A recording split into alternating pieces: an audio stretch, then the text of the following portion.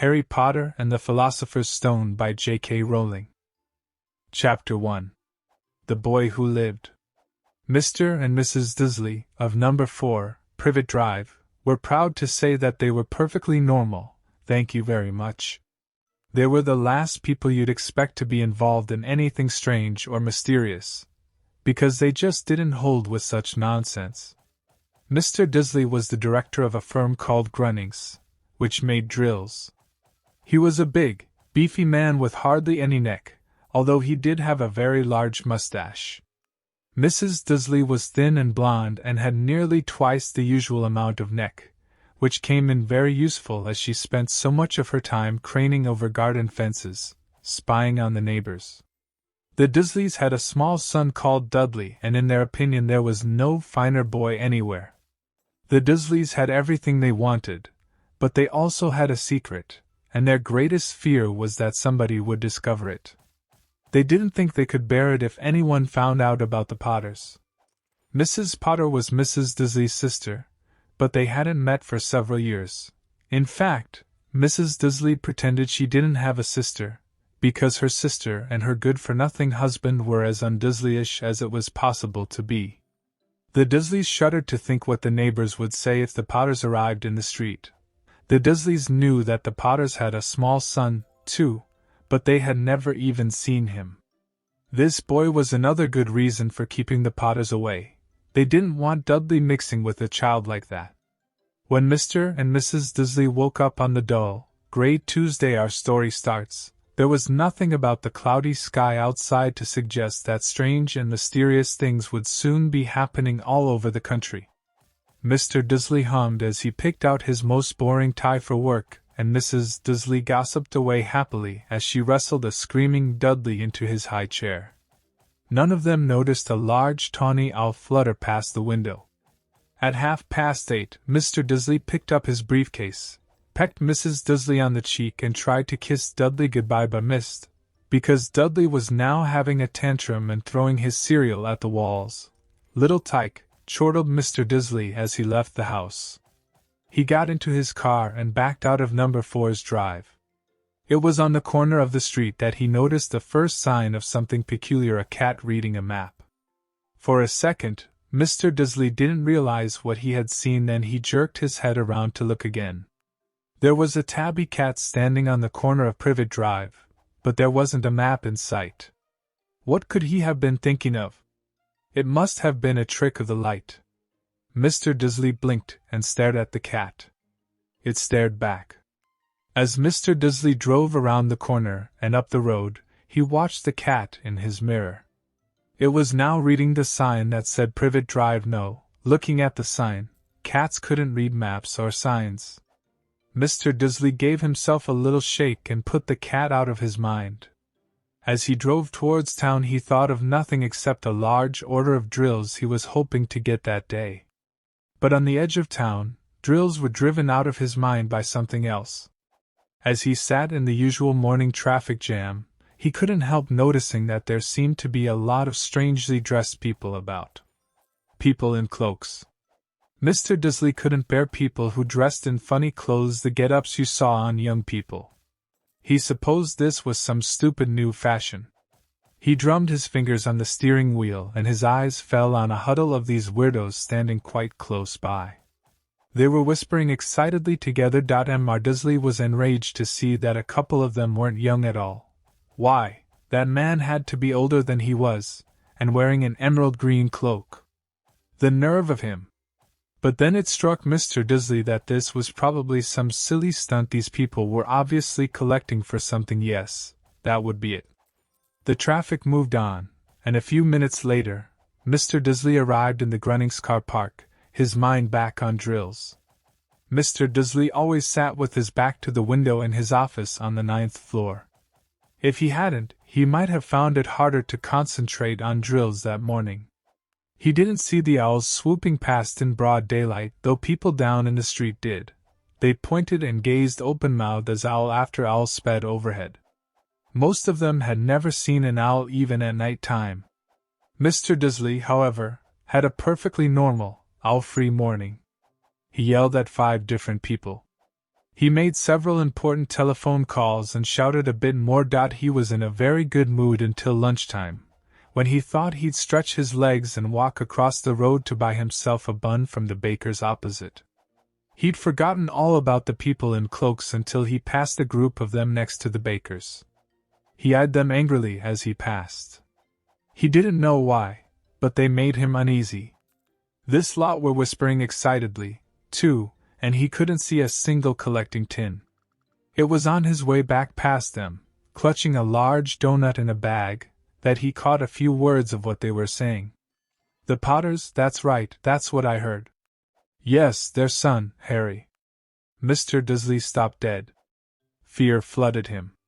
He looked back at the whisperers as if he wanted to say something to them, but thought better of it. He dashed back across the road, hurried up to his office, snapped at his secretary not to disturb him, seized his telephone, and had almost finished dialing his home number when he changed his mind. He put the receiver back down and stroked his mustache, thinking. No, he was being stupid. Potter wasn't such an unusual name. He was sure there were lots of people called Potter who had a son called Harry. Come to think of it, he wasn't even sure his nephew was called Harry. He'd never even seen the boy. It might have been Harvey. Or Harold. There was no point in worrying Mrs. Dudley, she always got so upset at any mention of her sister. He didn't blame her if he'd had a sister like that, but all the same, those people in cloaks. He found it a lot harder to concentrate on drills that afternoon, and when he left the building at 5 o'clock, he was still so worried that he walked straight into someone just outside the door. Sorry, he grunted, as the tiny old man stumbled and almost fell. It was a few seconds before Mr. Dudley realized that the man was wearing a violet cloak. He didn't seem at all upset at being almost knocked to the ground. On the contrary, his face split into a wide smile and he said in a squeaky voice that made passers-by stare, "Don't be sorry, my dear sir, for nothing could upset me today. Rejoice, for you know who has gone at last. Even muggles like yourself should be celebrating this happy day." And the old man hugged Mr. Dudley around the middle and walked off. Mr. Dudley stood rooted to the spot. He had been hugged by a complete stranger. He also thought he had been called a muggle, whatever that was. He was rattled. He hurried to his car and set off home, hoping he was imagining things, which he had never hoped before, because he didn't approve of imagination. As he pulled into the driveway of number 4, the first thing he saw, and it didn't improve his mood, was the tabby cat he'd spotted that morning. It was now sitting on his garden wall. He was sure it was the same one. It had the same markings around its eyes. "Shoo," said Mr. Dudley loudly. The cat didn't move. It just gave him a stern look. Was this normal cat behavior? Mr. Dudley wondered. Trying to pull himself together, he let himself into the house. He was still determined not to mention anything to his wife. Mrs. Dudley had had a nice, normal day. She told him over dinner all about Mrs. Next Door's problems with her daughter, and how Dudley had learnt a new word, shan't. Mr. Dudley tried to act normally. When Dudley had been put to bed, he went into the living room in time to catch the last report on the evening news. And finally, bird watchers everywhere have reported that the nation's owls have been behaving very unusually today. Although owls normally hunt at night, and are hardly ever seen in daylight, there have been hundreds of sightings of these birds flying in every direction since sunrise. Experts are unable to explain why the owls have suddenly changed their sleeping pattern. The news reader allowed himself a grin. Most mysterious. And now, over to Jim MacGuffin with the weather. Going to be any more showers of owls tonight, Jim? Well, Ted, said the weatherman, I don't know about that. But it's not only the owls that have been acting oddly today. Viewers as far apart as Kent, Yorkshire, and Dundee have been phoning in to tell me that instead of the rain I promised yesterday, they've had a downpour of shooting stars. Perhaps people have been celebrating bonfire night early. It's not until next week, folks. But I can promise a wet night tonight. Mr. Disley sat frozen in his armchair. Shooting stars all over Britain? Owls flying by daylight? Mysterious people in cloaks all over the place? And a whisper about the Potters. Mrs. Disley came into the living room carrying 2 cups of tea. It was no good. He'd have to say something to her. He cleared his throat nervously. Petunia, dear, you haven't heard from your sister lately, have you? As he had expected, Mrs. Disley looked shocked and angry. After all, they normally pretended she didn't have a sister. No, she said sharply. Why? Funny stuff on the news, Mr. Disley mumbled. Owls. Shooting stars, and there were a lot of funny-looking people in town today. So, snapped Mrs. Disley. Well, I just thought. Maybe it was something to do with you know her lot. Mrs. Disley sipped her tea through pursed lips. Mr. Disley wondered whether he dared tell her he'd heard the name Potter. He decided he didn't dare. Instead, he said, as casually as he could, their son, he'd be about Dudley's age now, wouldn't he? I suppose so, said Mrs. Disley stiffly. What's his name again? Howard, isn't it? Harry. Nasty common name, if you asked me. Oh, yes, said Mr. Disley, his heart sinking horribly. Yes, I quite agree. He didn't say another word on the subject as they went upstairs to bed.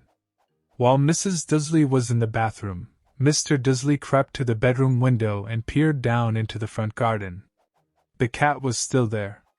It was staring down Privet Drive as though it was waiting for something. Was he imagining things? Could all this have anything to do with the Potters? If it did, if it got out that they were related to a pair of, well, he didn't think he could bear it. The Disleys got into bed. Mrs. Disley fell asleep quickly, but Mr. Disley lay awake, turning it all over in his mind. His last, comforting thought before he fell asleep was that even if the Potters were involved, there was no reason for them to come near him and Mrs. Disley. The Potters knew very well what he and Petunia thought about them and their kind. He couldn't see how he and Petunia could get mixed up in anything that might be going on. He yawned and turned over. It couldn't affect them. How very wrong he was. Mr. Disley might have been drifting into an uneasy sleep, but the cat on the wall outside was showing no sign of sleepiness. It was sitting as still as a statue, its eyes fixed unblinkingly on the far corner of Privet Drive. It didn't so much as quiver when a car door slammed in the next street, nor when 2 owls swooped overhead. In fact, it was nearly midnight before the cat moved at all. A man appeared on the corner the cat had been watching, appeared so suddenly and silently you'd have thought he'd just popped out of the ground. The cat's tail twitched and its eyes narrowed. Nothing like this man had ever been seen in Privet Drive. He was tall, thin and very old, judging by the silver of his hair and beard, which were both long enough to tuck into his belt. He was wearing long robes, a purple cloak which swept the ground, and high-heeled, buckled boots. His blue eyes were light, bright and sparkling behind half-moon spectacles, and his nose was very long and crooked, as though it had been broken at least twice. This man's name was Albus Dumbledore. Albus Dumbledore didn't seem to realize that he had just arrived in a street where everything from his name to his boots was unwelcome. He was busy rummaging in his cloak, looking for something. But he did seem to realize he was being watched, because he looked up suddenly at the cat, which was still staring at him from the other end of the street. For some reason, the sight of the cat seemed to amuse him.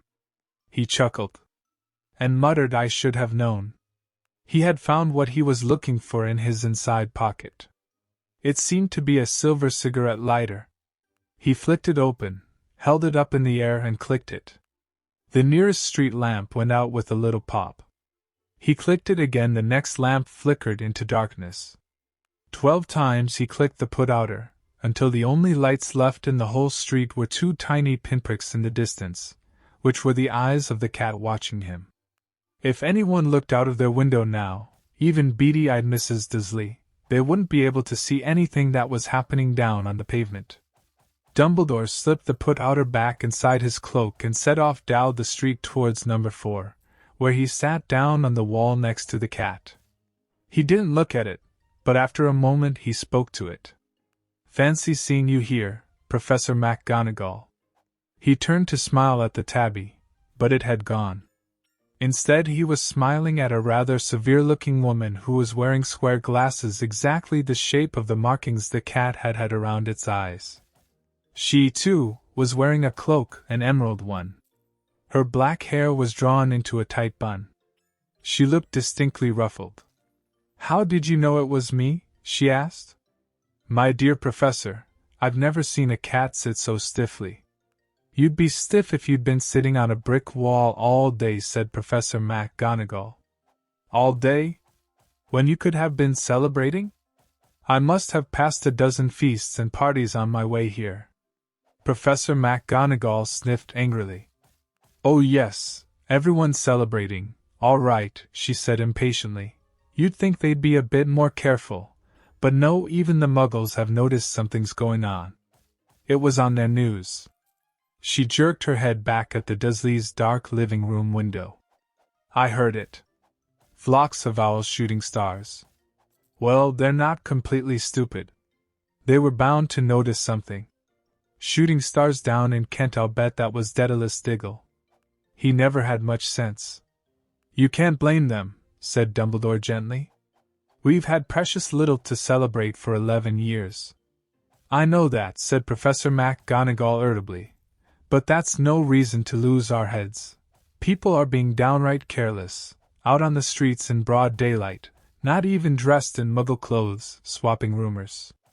She threw a sharp, sideways glance at Dumbledore here, as though hoping he was going to tell her something, but he didn't, so she went on. "A fine thing it would be if, on the very day you know who seems to have disappeared at last, the Muggles found out about us all." "I suppose he really gone, Dumbledore?" "It certainly seems so," said Dumbledore. "We have much to be thankful for. Would you care for a sherbet lemon?" "A what?" "A sherbet lemon. They're a kind of Muggle sweet I'm rather fond of." "No, thank you," said Professor McGonagall coldly, as though she didn't think this was the moment for sherbet lemons. "As I say, even if you know who has gone dash. My dear Professor, surely a sensible person like yourself can call him by his name? All this, 'You know who?' Nonsense. For 11 years I have been trying to persuade people to call him by his proper name, Voldemort." Professor McGonagall flinched, but Dumbledore, who was unsticking 2 sherbet lemons, seemed not to notice. "It all gets so confusing if we keep saying, 'You know who.' I have never seen any reason to be frightened of saying Voldemort's name." "I know you haven't," said Professor McGonagall, sounding half exasperated, half admiring. "But you're different. Everyone knows you're the only one you know." "Oh, all right. Voldemort was frightened of." "You flatter me," said Dumbledore calmly. "Voldemort had powers I will never have. Only because you're too well noble to use them. It's lucky it's dark. I haven't blushed so much since Madame Pomfrey told me she liked my new earmuffs." Professor McGonagall shot a sharp look at Dumbledore and said, "The owls are nothing to the rumors that are flying around. You know what everyone's saying? About why he's disappeared. About what finally stopped him." It seemed that Professor McGonagall had reached the point she was most anxious to discuss, the real reason she had been waiting on a cold hard wall all day, for either as a cat nor as a woman had she fixed Dumbledore with such a piercing stare as she did now. It was plain that whatever everyone was saying, she was not going to believe it until Dumbledore told her it was true. Dumbledore, however, was choosing another sherbet lemon and did not answer. "What they're saying," she pressed on, "is that last night Voldemort turned up in Godric's Hollow. He went to find the Potters. The rumor is that Lily and James Potter are that they're dead." Dumbledore bowed his head. Professor McGonagall gasped. "Lily and James. I can't believe it. I didn't want to believe it. Oh, Albus." Dumbledore reached out and patted her on the shoulder. I know, he said heavily. Professor McGonagall's voice trembled as she went on. That's not all. They're saying he tried to kill the Potter's son, Harry. But he couldn't. He couldn't kill that little boy. No one knows why, or how, but they're saying that when he couldn't kill Harry Potter, Voldemort's power somehow broke and that's why he's gone. Dumbledore nodded glumly. It's true, faltered Professor McGonagall. After all he's done, all the people he's killed, he couldn't kill a little boy. It's just astounding of all the things to stop him, but how in the name of heaven did Harry survive? We can only guess, said Dumbledore. We may never know. Professor McGonagall pulled out a lace handkerchief and dabbed at her eyes beneath her spectacles. Dumbledore gave a great sniff as he took a golden watch from his pocket and examined it. It was a very odd watch. It had 12 hands but no numbers. Instead, little planets were moving around the edge. It must have made sense to Dumbledore, though, because he put it back in his pocket and said, Hagrid's late. I suppose it was he who told you I'd be here, by the way? Yes, said Professor McGonagall. And I don't suppose you're going to tell me why you're here, of all places? I've come to bring Harry to his aunt and uncle. They're the only family he has left now. You don't mean you can't mean the people who live here? Cried Professor McGonagall, jumping to her feet and pointing at number 4. Dumbledore, you can't. I've been watching them all day. You couldn't find 2 people who are less like us. And they've got this son. I saw him kicking his mother all the way up the street, screaming for sweets. Harry Potter, come and live here. It's the best place for him, said Dumbledore firmly. His aunt and uncle will be able to explain everything to him when he's older. I've written them a letter. A letter? Repeated Professor McGonagall faintly, sitting back down on the wall. Really, Dumbledore, you think you can explain all this in a letter? These people will never understand him. He'll be famous, a legend. I wouldn't be surprised if today was known as Harry Potter Day. In future there will be books written about Harry. Every child in our world will know his name. Exactly, said Dumbledore, looking very seriously over the top of his half-moon glasses. It would be enough to turn any boy's head. Famous before he can walk and talk. Famous for something he won't even remember. Can't you see how much better off he'll be, growing up away from all that until he's ready to take it? Professor McGonagall opened her mouth, changed her mind, swallowed and then said, Yes, you're right, of course. But how is the boy getting here, Dumbledore? She eyed his cloak suddenly as though she thought he might be hiding Harry underneath it. Hagrid's bringing him. You think it wise to trust Hagrid with something as important as this? I would trust Hagrid with my life, said Dumbledore. I'm not saying his heart isn't in the right place, said Professor McGonagall grudgingly, but you can't pretend he's not careless. He does tend to. What was that? A low rumbling sound had broken the silence around them. It grew steadily louder as they looked up and down the street for some sign of a headlight. It swelled to a roar as they both looked up at the sky, and a huge motorbike fell out of the air and landed on the road in front of them. If the motorbike was huge, it was nothing to the man sitting astride it. He was almost twice as tall as a normal man, and at least 5 times as wide.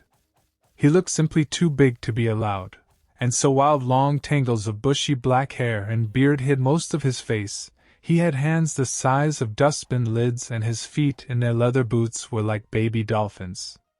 In his vast, muscular arms he was holding a bundle of blankets.